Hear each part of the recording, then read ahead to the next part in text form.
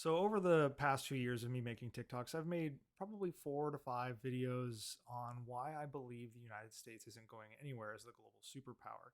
And this is going to be another one of those videos, only this time I'm going to use some more visualizations and some data that was provided by Michael Girdley. Really good information. Came across my Twitter feed, and I'm going to use some of his data to discuss this, as well as data from other organizations. This might be a two-parter, but it's going to be a discussion just crossing the gamut of why the US is so strong and why I believe probably for the next 100 years it's going to remain very strong. Probably the largest global superpower, if not the sole hyperpower on the face of the earth. Has to do with many, many things, many intangibles to start with that you can't really show. Our system of government, our rule of law, those two things aren't things that you can chart, but they make a huge difference in how we project power, how we set up ourselves, and how people want to interact with the United States. There is an inherent system of fairness when you come to the United States where you generally have an equitable, not equal, it's an equitable opportunity to make something of yourself. And many people come here, and I'll discuss immigration with regard to this going forward as one of our biggest strengths. So I'm going to start off with defending our territory. And the biggest thing, other than the sheer size of our military, which I'll talk about in a bit, is our geographic location. And you can clearly see how that's an advantage. I mean, we have massive oceans between us and our potential enemies. There's no potential enemy in Canada. They're very good friends with us.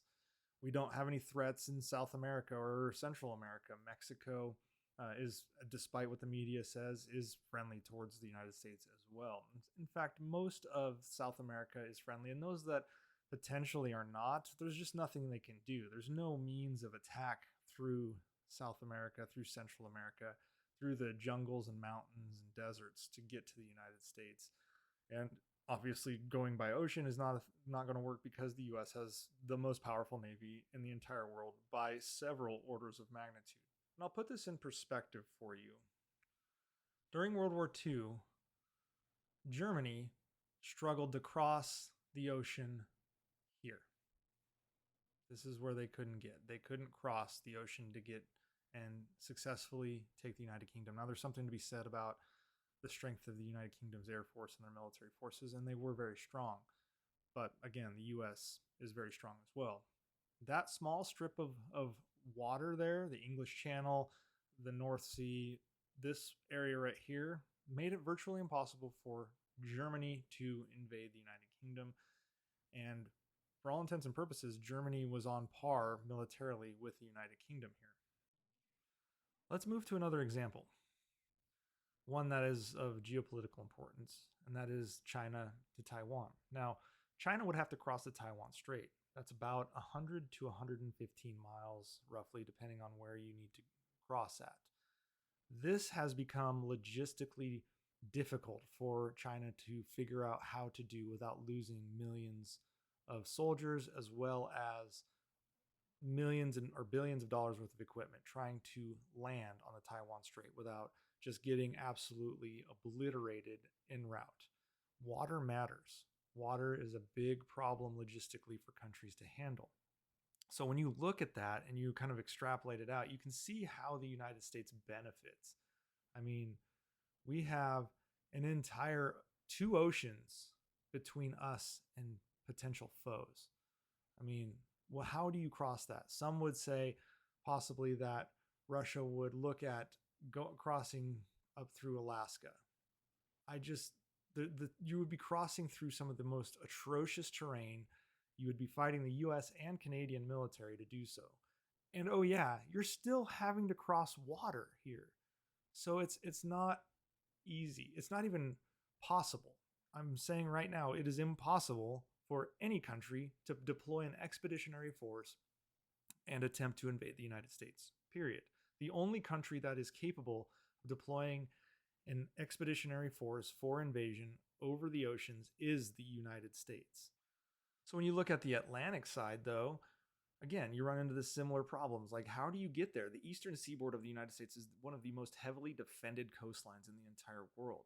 You have to cross the Atlantic Ocean. And even then, you're landing in hostile territory. You think you're going to use an ally in South America? Well, pretty much everyone in South America allies more with the United States than the rest of the world. So even if you could figure that out, you would have to cross, again, atrocious terrain. You're talking about crossing waterways, jungle, mountains, desert. If you think you're going to come up through the Gulf of Mexico, you got another thing coming, because even though it has Mexico in its name, you might as well just call this the Gulf of the United States. Owns everything in this area and allows others to operate there. That makes this alone, right here, makes the United States uninvadable in our current state right now. But on top of that, because we are free to not have to worry about our own defense, which is why we kind of let people flow in and out of our borders, is we can now deploy expeditionary forces, which means we are now the most powerful country in the world when it comes to overall power projection. And it's not even close. From an aircraft carrier standpoint, from an air power standpoint, from missile forces, we just have the technological and power projection capability that no one else can match. So if there's a war with the United States, you're not fighting it in our country. We're fighting it in your country. That's what happens. The United States isn't going to war in the United States.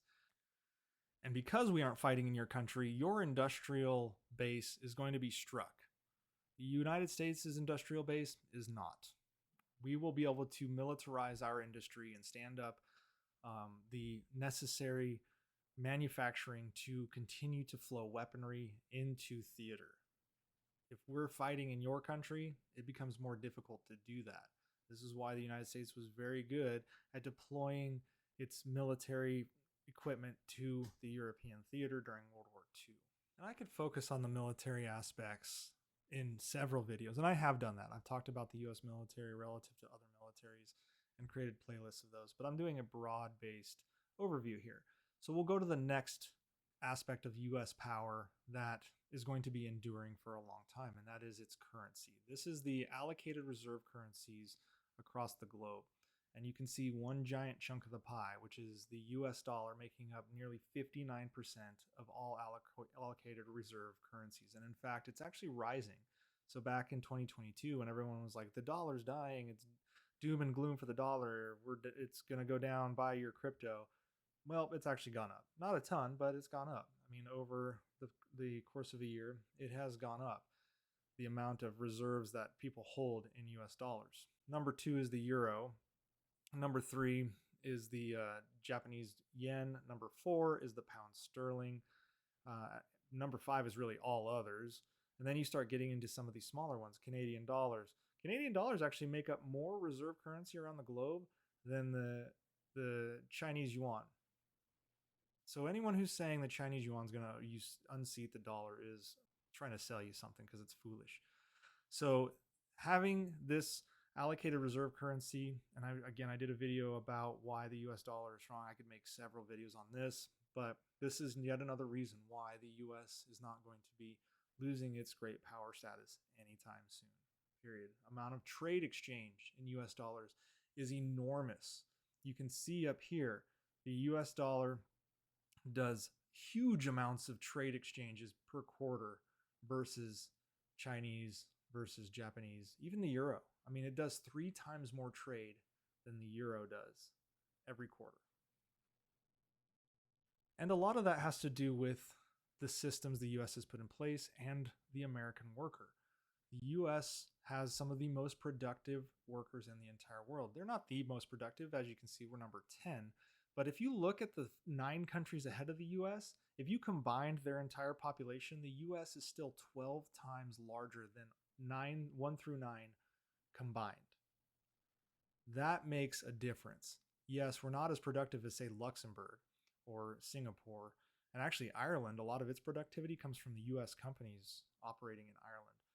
But the fact of the matter is, when you have a top 10 productive country and a population the size of the United States, you have a lot of industrial capability, a lot of profits to deploy across the globe to inflict influence on others, whether it's soft influence or economic influence, or actually just funding a military to project power.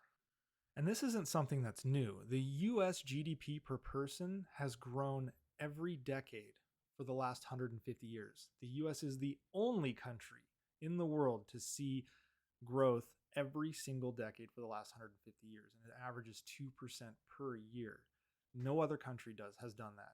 Yes, we've seen a rocket up of China in the last few decades, and they've surpassed the United States in their growth. They haven't surpassed the United States in total economic strength, but no other country has the sustainability over time due to its policies, due to its investments, and due to its stability than the United States. And you can see that for 150 years, that has been the case. A good portion of the reason for the inflows of capital is it's just easy to do business in the United States. Many businesses come to the United States to do business. My wife's BMW was made in North or South Carolina, I can't remember, and it's a German car. So will come to the US to set up their businesses because it's just easier. Sure, there's others that are ahead of the US in their what they are ranking as the easiest to do business, but the United States is, with its massive economy, when you combine the economic power, the workers, the efficiency, the U.S.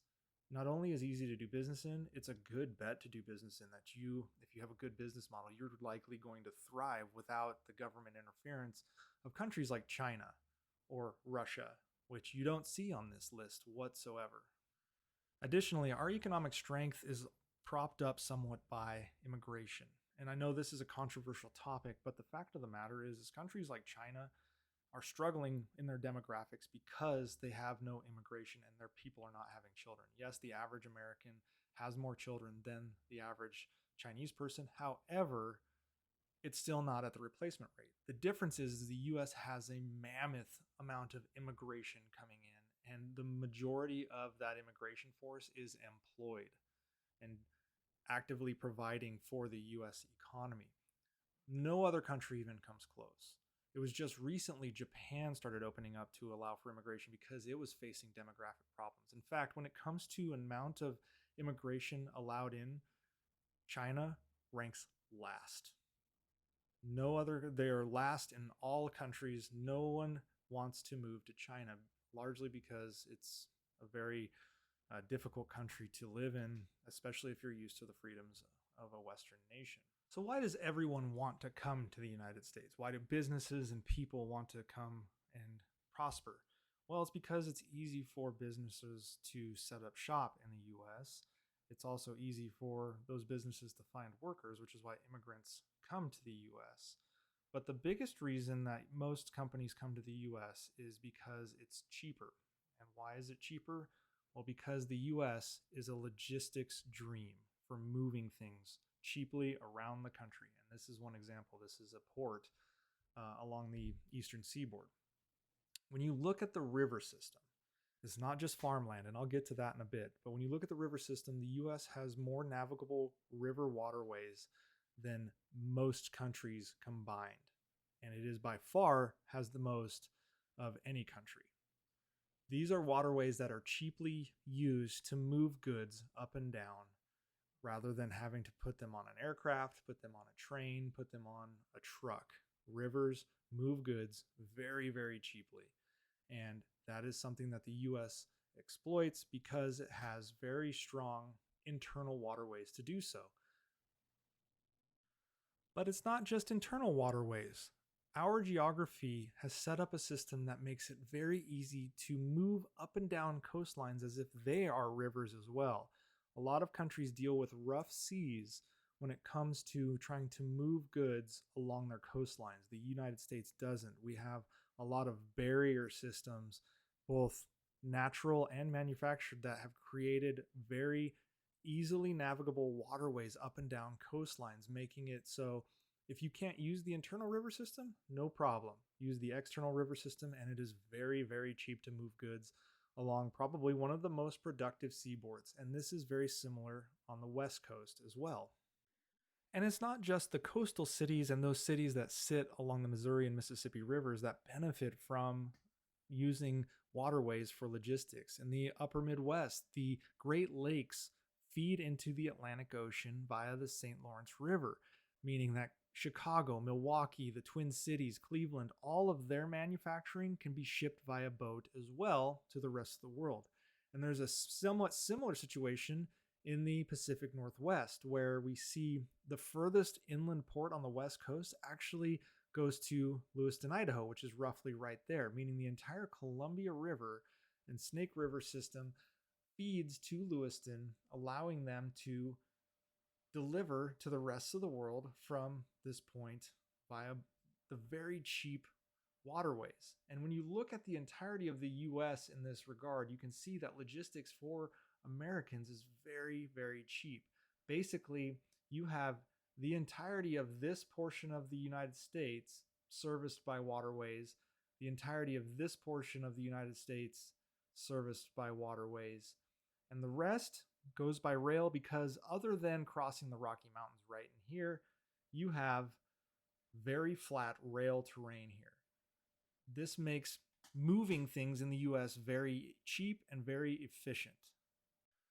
What is interesting is the United States is fourth in total land area, but we are first in total acres of prime farmland. And this is significant because it means that we internally can feed ourselves without any external help. In fact, when you look at the farmland across the United States, there are 3 states that we can use to feed the entirety of the US: California, Texas, and Iowa. Those 3 states alone can feed the entirety of the United States. And you can see there's massive amounts of farmland outside of those 3 states. All of that farmland is just extra. It's just stuff that we use to export to other countries. Why this matters is because the United States has enough farmland that it can rotate crops. It can allow the land to heal. This is something that China struggles with. It needs to continuously farm and fertilize in order to keep its agriculture running. The United States doesn't necessarily have to do that. From an economic standpoint, it generally does, but if the land becomes less productive, they usually allow it to rest for a few seasons, and it doesn't impact our food whatsoever. In fact, it doesn't necessarily impact the global food as well. This means the United States is the largest food exporter by far. In fact, it exports twice as much food as number 2 and number 3 combined, and that's Germany and the United Kingdom. And as the population of the world grows, this reliance on the US for food is only going to grow as well, meaning the US remains in a very strong position of power with regard to another critical component of society: wood production. The US is the largest producer of wood, and it is the largest exporter of wood. In 2021, the US exported $74 billion worth of wood. China was number 2 at $51 billion. And the economy needs energy. The US is the largest oil producer in the world, with Saudi Arabia and Russia taking up second and third. The US is the largest natural gas producer in the world by a pretty significant margin. And what this translates to is not only exports, but the energy within the United States is going to remain cheap. In fact, natural gas is so cheap in the United States that it likely will become the primary energy source for fueling homes in the near future. In fact, due to the clean nature of natural gas, now it's not perfect. It's obviously not like solar or wind or something like that. But because natural gas is much more cleaner than things like coal and burning oil and things like that, it is actually going to assist in the United States meeting a lot of its clean energy goals moving forward by reducing greenhouse gas emissions. And that's because, like I said, natural gas just burns cleaner than some of the other energies we use, specifically coal, and that includes clean coal. Speaking of green energy, only Australia is in a better position than the United States when it comes to green energy, and that's a combination of wind power and solar power. As you can see, in the United States, we have a large swath of blue land area that is ideal for wind power, and then we have this large section of the American Southwest that is ideal for solar potential. And some of these areas cover both. Now, as you can see, Australia and Southern Africa also have that capability.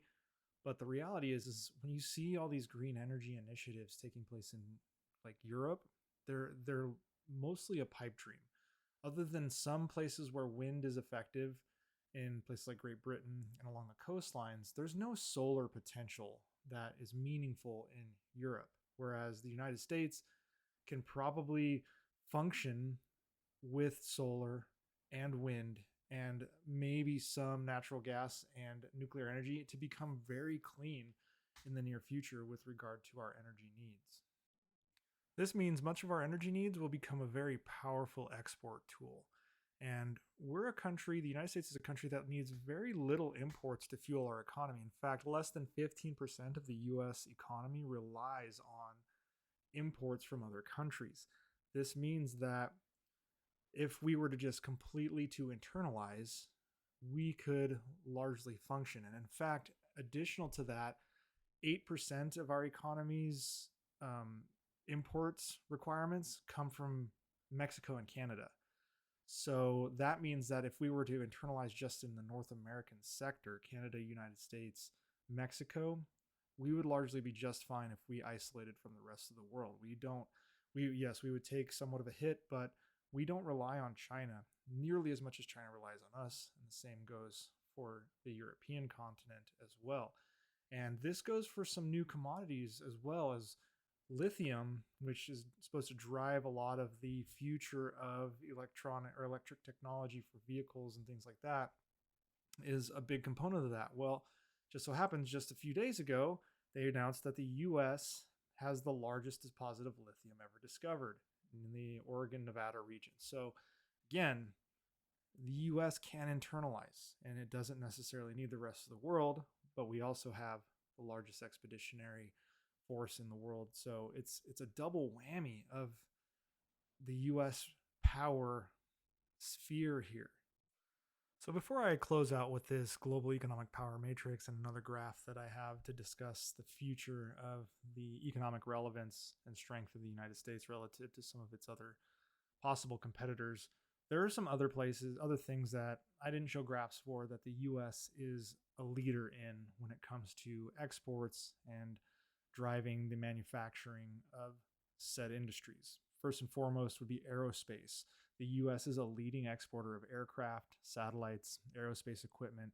And we have companies like Boeing and Lockheed Martin and Raytheon. All of these provide capability in the aerospace. We also have SpaceX. I talked about agriculture. One thing that isn't often mentioned is our services, specifically the financial sector, which is massive in the United States. It is the largest financial sector in the entire world. And we have two of the largest stock exchanges in the world. In fact, they are the largest. The New York Stock Exchange and NASDAQ are the two largest stock exchanges in the world. And if you are a major multinational company, you want to be on those stock exchanges. Our travel and tourism industry is the largest in the world because people travel to the United States as well as Americans travel externally to other countries. We also hold a lot of licenses on intellectual property, specifically in things that you don't really ever think about, but among Western nations that follow the rule of law, there is licensing issues or licensing requirements for music, for films, television, for software, which the US is a major creator of software. I mean, the operating systems the majority of the world uses are developed and owned by the United States and US companies. Technology and electronics on the high end. We have, yes, China manufactures low-end tech items such as TVs and things like that. But when it comes to very high-end tech services and goods, such as high-end semiconductors and IT services, the US is one of the leaders there.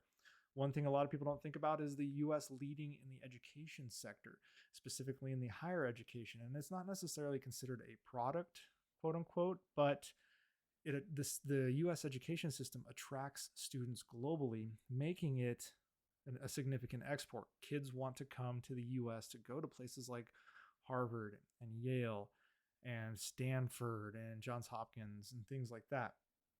We also obviously are a big exporter of medical equipment, so specifically advanced medical devices. And then, as I said in a previous video, we are the leader in arms and defense exports across the globe.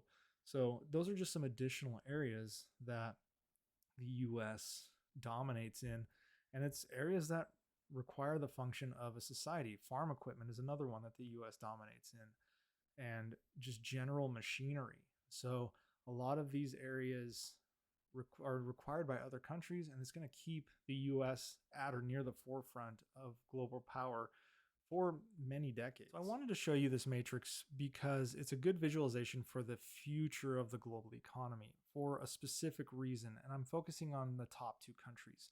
Now, I don't think the Chinese are going to pass the United States. This is one area I disagree on, and I will show you a chart from The Economist that talks about that a little bit more in depth.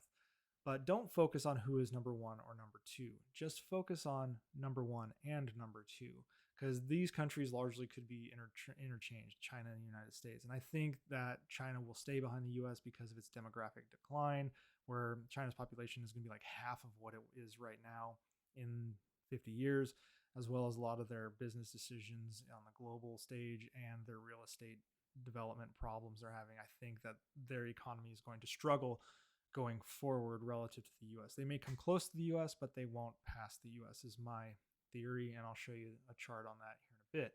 But for this chart, focus on the amount of GDP that China and the United States have collectively. Now, the theory is that by 2036, the US and China will have roughly $100 trillion in GDP.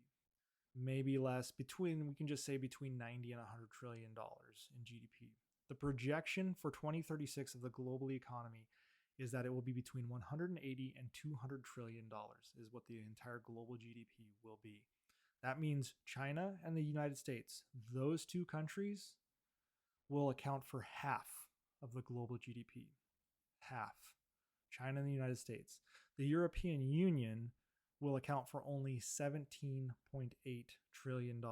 That means that the United States will be over double the Europeans' total GDP. The United States is going to be a juggernaut, and so is China. And the rest of the world, unfortunately, is going to have to attach themselves to China and the United States.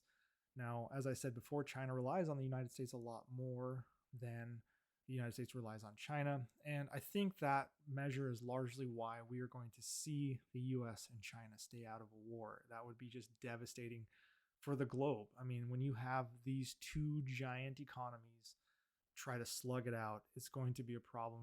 And I think that China and the United States both realize that. And they want to maintain their economic strength going forward. An interesting player that's up and coming is India. And I've seen some long-term projections that push out to like 2100 that show that India may actually surpass China and actually potentially could surpass the United States with some policy changes, because they don't have any of the population issues as China, and they also have more liberal economic policies than China as well, but also a giant population, which means they could push past the United States. Furthermore, when you look outside of China, the US, and even India, you see a stagnation. You see what is potentially happening to countries like Germany, who is actually one of the few that are growing still significantly, but they're only growing by 2 trillion over that period. You look at Japan, and they're only growing by 400 billion. They're actually going to lose place on the world stage. You look at the United Kingdom, only growing by less than 2 trillion. France growing by 1 trillion. Comparing that to the US, growing by 20 trillion, and to China potentially growing by 20 trillion as well, that's significant. That is essentially the Chinese and the United States leaving behind the rest of the world. And that's going to have a major impact on how trade and relations takes place going forward. So the final chart I'm going to show you is that one I talked about from The Economist that shows the United States is largely going to remain in front of China from an economic standpoint. China will come close, but they won't pass the US largely because of the one-child policy leading to a demographic decline, as well as problems with their business dealings overseas and their real estate sector collapses and things of that nature. That doesn't mean China is going to go into decline by any means. It's still going to be rising. It just means that it won't pass the US. What is interesting, though, is when I talk about the European Union here, the European Union has a GDP of about 18 trillion. So it sits right right about here. It's just a little bit behind China. However, in 2050, it's projected that the European Union's GDP, the collective GDP, is going to be about 25 trillion. So 25 trillion puts them right about here, somewhere in there. You draw a line there, and I'm not very good at line drawing with my mouse, but this is what it looks like. This gap between the US, China, and the European Union is going to grow and grow and grow. And countries are going to find themselves needing to attach to the United States or China for any kind of economic power and viability going forward. This growth of both the US and China that just rockets up towards 80 trillion, as I said before, by middle of next year or next decade, the US and China will account for half of the global GDP. That means that the European Union, Great Britain, all of these countries that potentially are having just very slow growth will have to find a partner in one of those countries. And the United Kingdom has already largely attached itself to the United States. Canada, by proximity, does. But what's interesting is if the United States and China can find a way to get along better, this potential can change. And you could see China and the United States dominating the global stage even more than they currently do, in a manner that changes the dynamics of how the entire world deals with China and the US. So this is just what the future looks like. And this whole series I made, and as I'm closing out, I have no idea how long this took and how many different videos I'm gonna have to put up on TikTok. But the bottom line is I'm just not worried about the United States and where it's going. We're gonna be just fine. Our country has a lot of resources. It has an industrious population. It has great systems in place. And we may argue and bitch and fight online, but the reality is we're going to have it good for the remainder of this century.